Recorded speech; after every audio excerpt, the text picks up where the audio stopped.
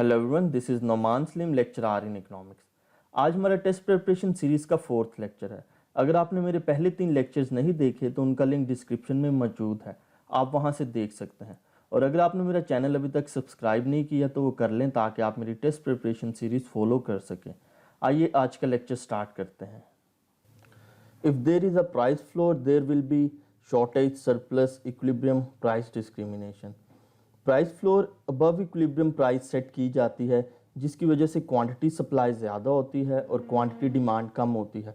So the correct answer is surplus. आइए हम price floor और प्राइस सीलिंग को थोड़ा डिटेल में देखते हैं। Price floor lowest legal price होती है जिस पे गुड्स सेल की जाती हैं। प्राइस फ्लोर गवर्नमेंट यूज़ करती है ताकि स्पेसिफिक गुड्स की जो प्राइसेस हैं वो इतनी लो ना हो।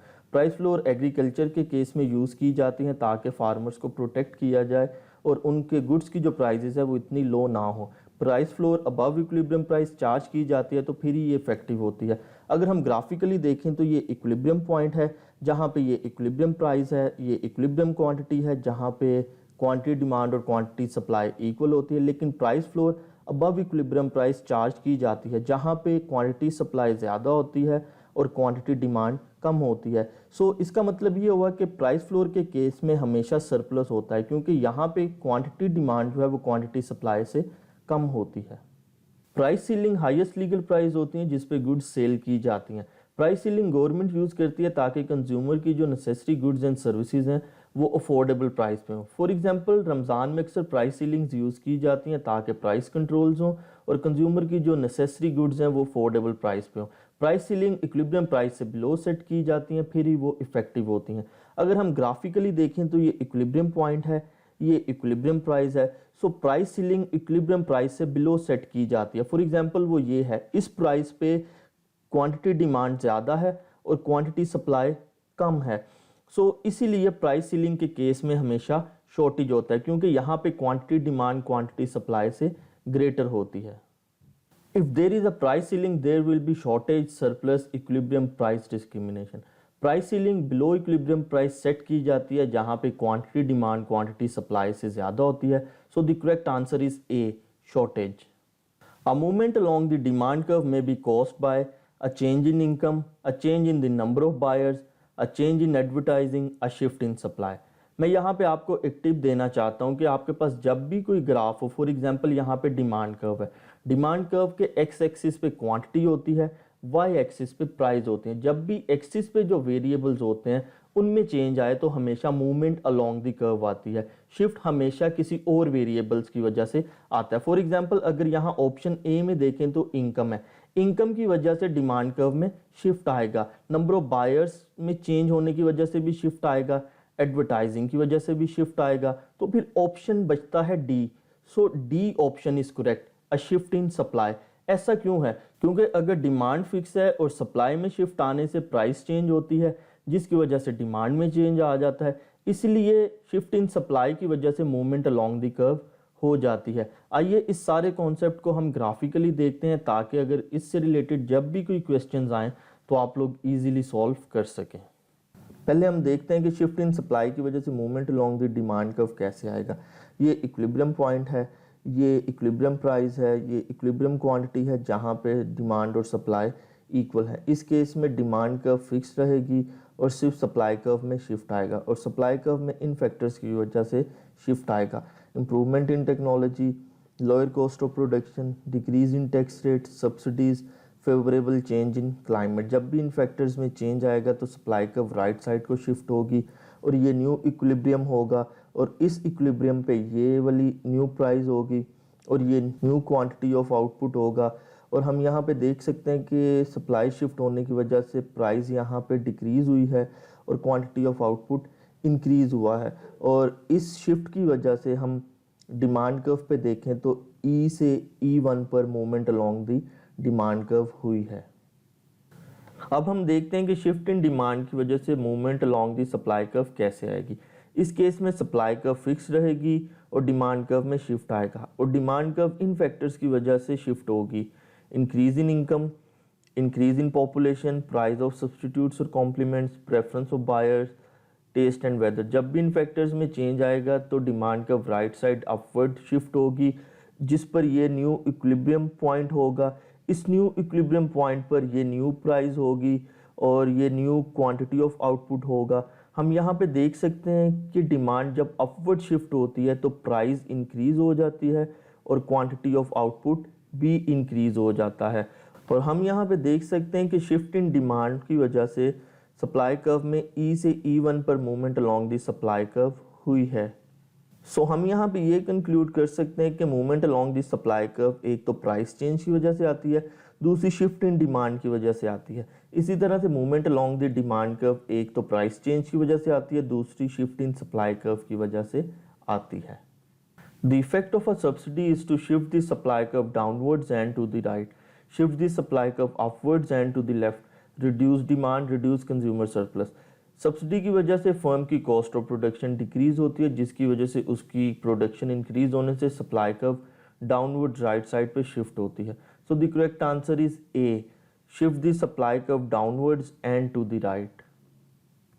If the demand of a product is inelastic, a firm would increase its total revenue by decreasing price, increasing price, no change in price, none of the above। जब भी product की डिमांड इनइलास्टिक होती है तो उसकी price में change आने से उसकी डिमांड में इतना चेंज नहीं आता।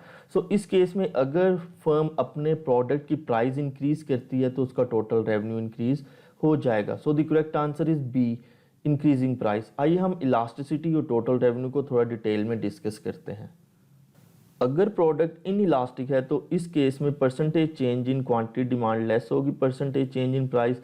तो अगर प्राइस इंक्रीज की जाए तो उसकी क्वांटिटी में इतना डिक्रीज नहीं आएगा, जिसकी वजह से टोटल रेवेन्यू इंक्रीज हो जाता है। और अगर प्राइस डिक्रीज की जाए तो टोटल रेवेन्यू डिक्रीज हो जाता है। और अगर प्रोडक्ट इलास्टिक हो तो इस केस में percentage change in quantity demand greater होती है परसेंटेज चेंज इन प्राइस।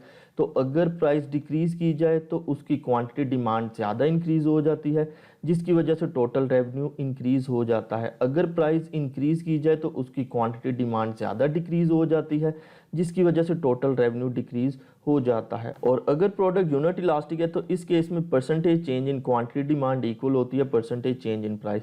तो इस केस में प्राइस इंक्रीज या डिक्रीज होने से टोटल रेवेन्यू चेंज नहीं होता, इसलिए अगर प्राइस डिक्रीज भी होती है तो टोटल रेवेन्यू डजंट चेंज, और अगर प्राइस इंक्रीज भी होती है तो total revenue doesn't change. If the demand of a product is elastic, a firm would increase its total revenue by decreasing price, no change in price, none of the above। अगर product की demand elastic हो तो उसकी price थोड़ी सी decrease करने से उसकी quantity demand ज़्यादा इंक्रीज हो जाती है। सो इस केस में अगर फर्म अपने प्रोडक्ट की प्राइस डिक्रीज करता है तो उसका टोटल रेवेन्यू इंक्रीज हो जाएगा। So the correct answer is A, decreasing price. Assume a firm is in a shutdown period and it produces nothing. The firm's cost can be explained as total variable cost will be zero but total fixed cost may be positive. Total fixed cost will be zero but total variable cost may be positive. Total variable cost and total fixed cost will be equal to zero. Total variable cost and total fixed cost will be positive. जब firm shut down पे होती है तो वो कुछ produce नहीं कर रही होती। अगर फर्म कुछ प्रोड्यूस नहीं करती तो उसकी टोटल वेरिएबल कॉस्ट ज़ीरो होती है, लेकिन उसको फिर भी टोटल फिक्स कॉस्ट कुछ ना कुछ बेयर करनी पड़ती है। फॉर एग्जांपल बिल्डिंग के रेंट्स होते हैं, इलेक्ट्रिसिटी बिल्स होते हैं। सो the correct answer is A, total variable cost will be zero but total fix cost may be positive. Which cost does not cover if perfect competitor firm is in shutdown decision point? Variable cost, fixed cost, implicit cost, opportunity cost। Implicit cost actually opportunity cost ही होती है, और अगर firm shutdown पे होती है तो वो production नहीं कर रही होती। अगर वो प्रोडक्शन नहीं कर रही होती तो वो सिर्फ फिक्स कॉस्ट कवर कर रही होती है, वेरिएबल कॉस्ट कवर नहीं कर रही होती। सो the correct answer is A, variable cost. If an indirect tax is imposed on a good which has a very elastic price elasticity of demand, the burden or incidence of the tax is mainly on the consumer, mainly on the producer, equally shared all on the producer। जब indirect tax impose किया जाता है तो good की price increase हो जाती है, और अगर गुड की इलास्टिसिटी इलास्टिक हो तो उसकी प्राइस इंक्रीज होने से उसकी क्वांटिटी डिमांड में ज़्यादा डिक्रीज आ जाता है। सो इस केस में टैक्स का जो बर्डन है वो ज़्यादा प्रोड्यूसर बेयर करेगा। So the correct answer is B, mainly on the producer. आइए हम product elasticity and incidence of tax को थोड़ा डिटेल में डिस्कस करते हैं। टैक्स इम्पोज होने से प्रोडक्ट की प्राइस इंक्रीज हो जाती है, और अगर प्रोडक्ट की price elasticity of demand elastic होती है तो इस केस में percentage change in quantity demand greater होती है परसेंटेज चेंज इन प्राइस। तो इसका मतलब है कि अगर प्राइस थोड़ी इंक्रीज होगी तो क्वांटिटी डिमांड ज़्यादा डिक्रीज हो जाएगी, जिसकी वजह से टैक्स का जो बर्डन है वो ज़्यादा प्रोड्यूसर बेयर करेंगे। और अगर प्रोडक्ट की price elasticity of demand in elastic होती है तो इस केस में percentage change in quantity demand less होती है परसेंटेज चेंज इन प्राइस। तो इस केस में प्राइस अगर इंक्रीज होती है तो क्वांटिटी डिमांड इतनी डिक्रीज नहीं होती, जिसकी वजह से जो टैक्स बर्डन है वो ज़्यादा कंज्यूमर बेयर करते हैं। और अगर प्रोडक्ट की price elasticity of demand unit elastic है तो इस केस में percentage change in quantity demand equal होती है परसेंटेज चेंज इन प्राइस। तो इस केस में जो टैक्स बर्डन है वो प्रोड्यूसर और कंज्यूमर इक्वली शेयर करते हैं। If an indirect tax is imposed on a good which has a very inelastic price elasticity of demand, the burden or incidence of the tax is mainly on the consumer, mainly on the producer, equally shared all on the producer। यहाँ पे product की elasticity inelastic है, सो उसकी price increase होने से उसकी quantity demand इतनी decrease नहीं होगी। सो the correct answer is A, mainly on the consumer. ये था हमारा आज का लेक्चर। अगर आपको लेक्चर पसंद आया तो ज़रूर लाइक और सब्सक्राइब कीजिएगा ताकि आप मेरी टेस्ट प्रिपरेशन सीरीज़ फॉलो कर सकें।